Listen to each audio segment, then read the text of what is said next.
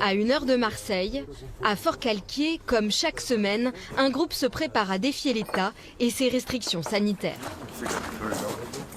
Bonjour. Bonjour. Vous êtes matinal. Ouais. Je te mets tôt pour la révolution. On est là. Aujourd'hui, c'est ça, vous faites la révolution? Aujourd'hui, ouais. Ok. Les gars, on est prêts? Voilà. Ok, je peux bloquer l'artère principale. Hein. Bien reçu. Ouah, avec le premier rayon du matin là. Forcalquier, capitale antidictatoriale. Vous avez l'impression de vivre en dictature? Ouais, en tout cas que la crise sanitaire est un prétexte pour instaurer une société de contrôle.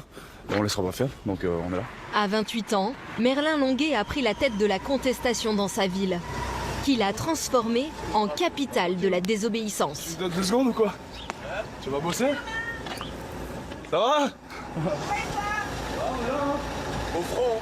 Ils en ont marre d'être dirigés par des guignols qui essayent juste de s'en foutre plein les fouilles. Donc nous on est là et on leur donne de l'espoir, on leur montre que c'est possible de désobéir. Donc nous on est là pour rappeler qu'il y a une constitution, la liberté elle est cadrée par les droits de l'homme et par la constitution. Et en ce moment tous ces textes sont violés par des décrets qui sont pour nous, qui sont rien.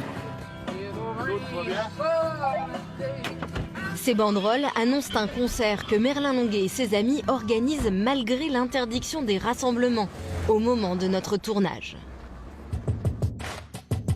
Forcalquier est l'une des sous-préfectures des Alpes de Haute-Provence.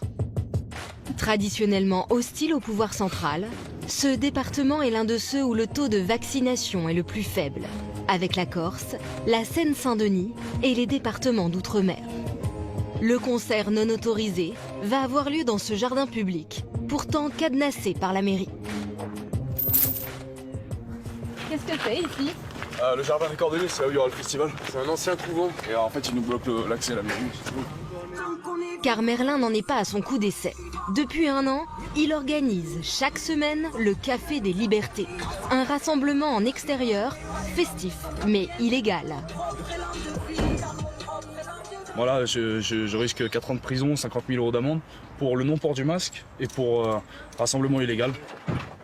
Au moment où je le rencontre, Merlin attend son procès. Jusqu'alors marin sur des bateaux de tourisme, il a abandonné son poste pendant l'été.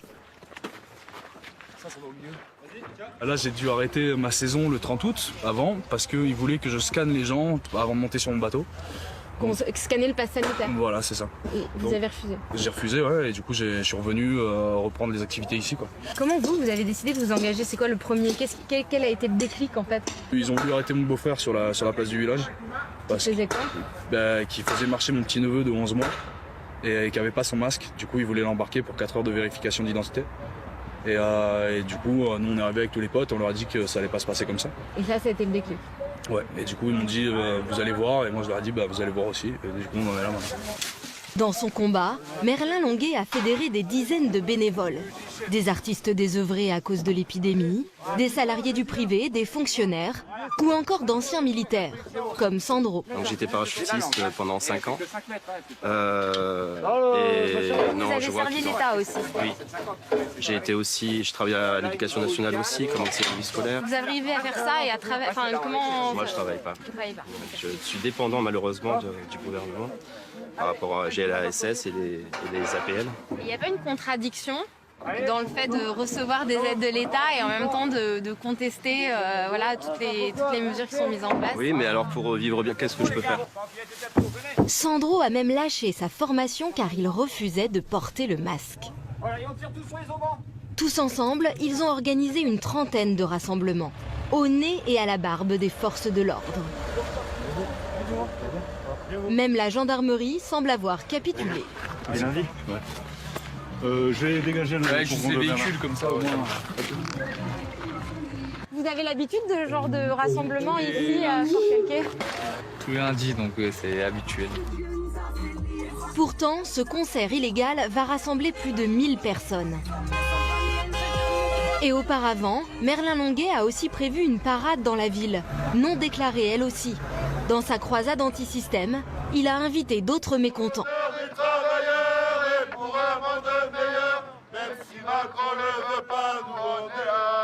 On n'est pas là que pour le pass sanitaire, on est là pour tout. Oui, j'ai l'impression qu'il y a dire, tout. moi, tout ben ça oui, qui- mais bien sûr. Moi, je gagne 1500 balles par mois. Je fais quoi avec 1500 balles, sans déconner?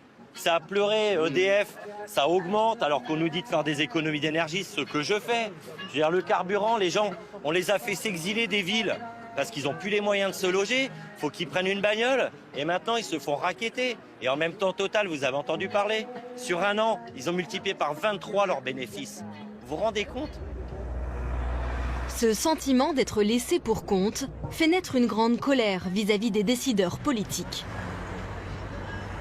Ils ont besoin de nous que pour les élections et après ils nous chient dessus. Donc, Eux, sans nous, ils sont rien. Que dalle. Exactement.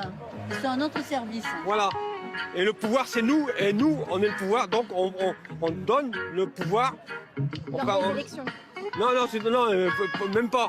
On s'en fout des élections. Moi, je dis toujours, enlever un con pour en mettre un autre, ça sert à rien. Ici, cette rage est dirigée vers la figure politique locale, leur ancien maire, Christophe Castaner.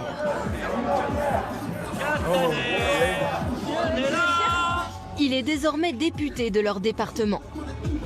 Notre cher député de la République En Marche.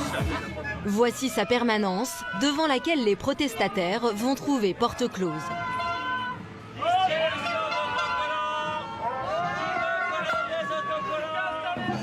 C'est symbolique de venir ici devant la permanence. Parce qu'on lui a demandé des audiences, on n'a jamais pu être reçu. Il se sent au-dessus de tout, ce monsieur. Voilà. Donc là, aujourd'hui, il se rappellera qu'il y a des citoyens dans sa circonscription et qu'au mois de juin, il y a les législatives. Et je lui souhaite bonne chance. Vraiment, je lui souhaite bonne chance. On en a marre des barons locaux et de leurs privilèges. C'est ça. Le mouvement se revendique non violent, mais les propos tenus à l'égard des hommes politiques sont particulièrement virulents.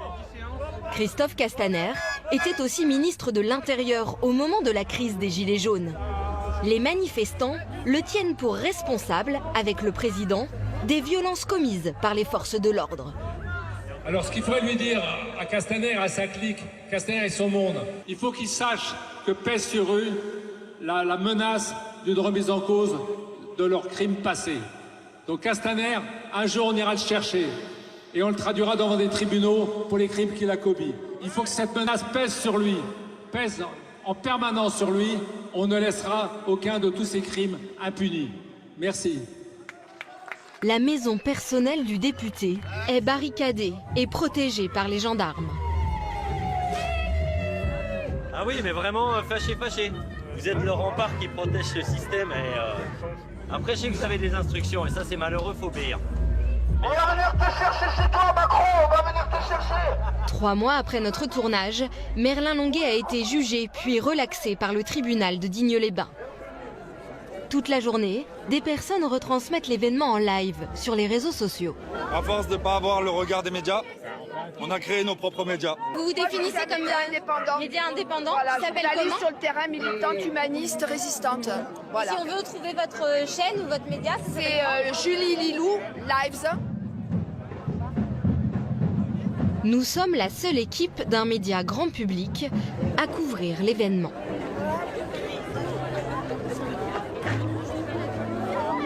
Ah oui, j'avais pas vu celui-là. En général, ici, on n'est pas très bien accueillis quand on est une chaîne grand public. Je ne vais pas y échapper. 10 secondes plus tard, un homme m'interpelle. Qu'est-ce que vous dites? Les gens qui sont ici sont des nazis, les gens qui résistent. Il faut pas oublier de le dire. Pourquoi je dirais ça? Non, mais parce que les journalistes sont des collabos et on sait ce qu'ils véhiculent comme information, c'est tout, voilà. Il n'y a pas de secret. Ils sont classés maintenant. Si ça vient à tourner, ils vont avoir chaud aux fesses, peut-être. Peut-être. Mais qui? Peut-être, why not? Mais qui? Allez, tous les journaleux, là. Sauf ceux du net qui racontent pas des conneries. Oui, LCI, tout ça. C'est tous des collabos, Ouais. le gouvernement, c'est tout. Ouais. Il va peut-être y avoir du remue-ménage à la fin. Des propos menaçants et conspirationnistes. Et du coup, comment vous faites pour vous informer? Vous allez... Une forme de bulle complotiste entretenue sur leurs réseaux sociaux. Les antisystèmes ont leurs propres médias, leurs événements, leurs concerts.